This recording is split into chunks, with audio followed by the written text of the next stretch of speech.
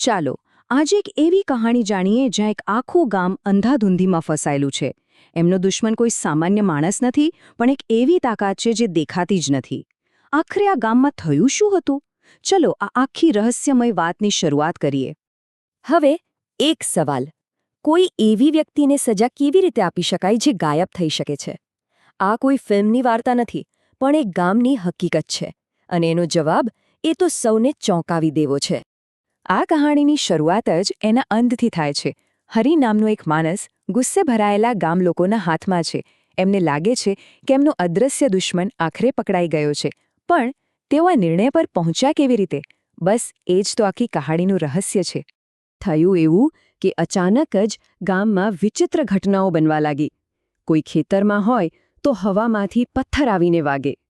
કોઈ ઘરમાં હોય તો જાણે કોઈ અદૃશ્ય લાકડીથી મારી રહ્યું હોય. હુમલો કરનાર કોણ છે કોઈને કંઈ જ ખબર નહોતી. બસ આખા ગામ પર એક ડરનો માહોલ છવાઈ ગયો હતો. આ શબ્દો સાંભળો. આમાં આખા ગામની લાચારી અને ડરનો પડઘો છે. તેઓ એક એવા દુશ્મન સામે લડી રહ્યા હતા જે દેખાતો નહોતો, પણ એનો માર એકદમ સાચો હતો.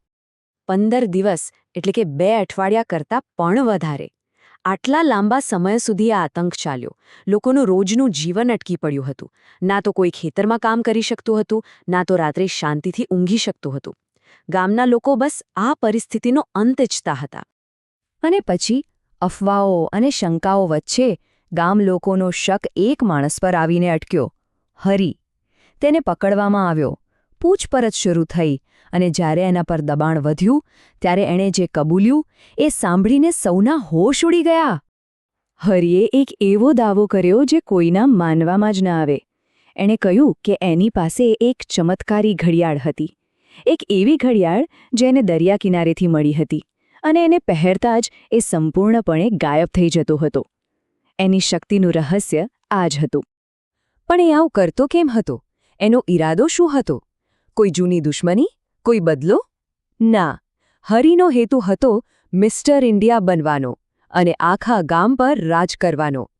ભલે આ ઈચ્છા ગમે તેટલી વિચિત્ર લાગે, પણ એના કારણે ફેલાયેલો ડર એકદમ સાચો હતો.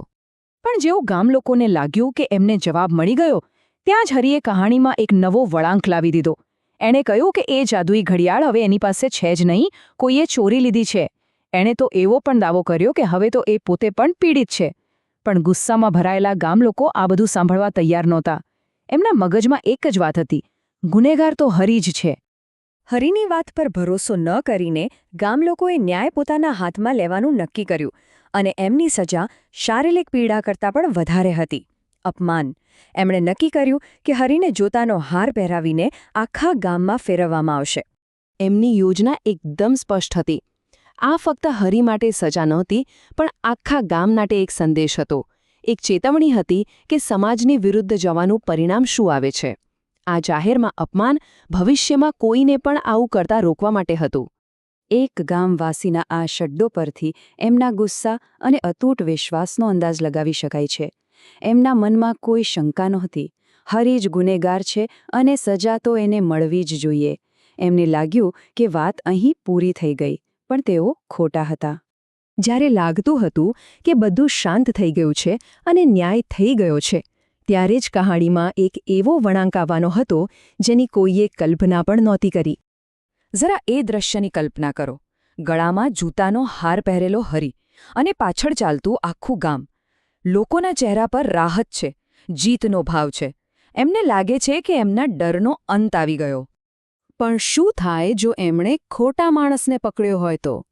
બસ આ એક સવાલ એમની જીતની ભાવનાને પળભરમાં તોડી નાખવાનો હતો. સરઘસ ગામની બરાબર વચ્ચેથી પસાર થઈ રહ્યું છે.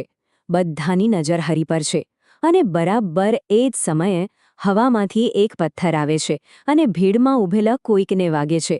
પણ આ કેવી રીતે શક્ય છે? એક જ ક્ષણમાં રાહતની જગ્યાએ ગભરાટ ફેલાઈ જાય છે. લોકો બૂમો પાડવા લાગે છે, ઘડિયાળ અહીં છે, બીજા કોઈની પાસે છે, એ અહીં જ છે. જે ડરને તેઓ પાછળ છોડી આવ્યાનું વિચારતા હતા, એ બમણી તાકાતથી પાછો ફર્યો હતો. અને આ એક અશક્ય પરિસ્થિતિ હતી. હરિ તો સૌની નજર સામે હાથ પગ બાંધેલી હાલતમાં હતો. એ પથ્થર ફેંકી જ ન શકે, જેનો મતલબ એક જ હતો, એમણે ભયંકર ભૂલ કરી હતી. એમણે ખોટા માણસને સજા કરી હતી. ન્યાય પરનો એમનો વિશ્વાસ તૂટીને ચકનાચૂર થઈ ગયો. ગામ લોકોએ એક નિર્દોષ માણસને જાહેરમાં અપમાનિત કર્યો હતો, અને અસલી ગુનેગાર એ તો હજી પણ એમની વચ્ચે જ હતો, અદૃશ્ય અને વધુ શક્તિશાળી. આ ઘટનાક્રમ પર એક નજર કરીએ. થોડા કલાકોમાં જ બધું કેવી રીતે પલટાઈ ગયું. જે ક્ષણ થોડીવાર પહેલાં ન્યાયની ક્ષણ લાગતી હતી, એ હવે આખા સમાજની સૌથી મોટી ભૂલ અને ઘોર અન્યાય બની ચૂકી હતી.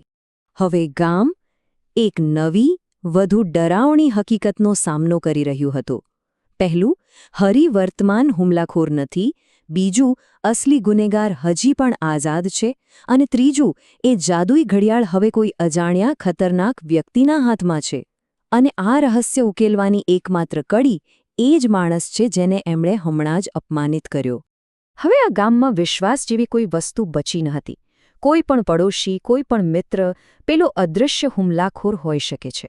આખું ગામ શંકા અને ડરના ઓછાયા હેઠળ જીવી રહ્યું હતું, એ જાણીને કે એમનો દુશ્મન એમની વચ્ચે જ છે અને એમને જોઈ રહ્યો છે. અને આ કહાણી આપણને એક ગંભીર સવાલ પર લાવીને છોડી દે છે. જ્યારે કોઈ સમાજ ડરના કારણે ઉતાવળમાં ન્યાય કરે અને એ ન્યાય જ અન્યાય સાબિત થાય, તો એ સમાજ તૂટેલા વિશ્વાસ અને ક્યારે ન પૂરા થતા ડરમાંથી બહાર કેવી રીતે આવી શકે?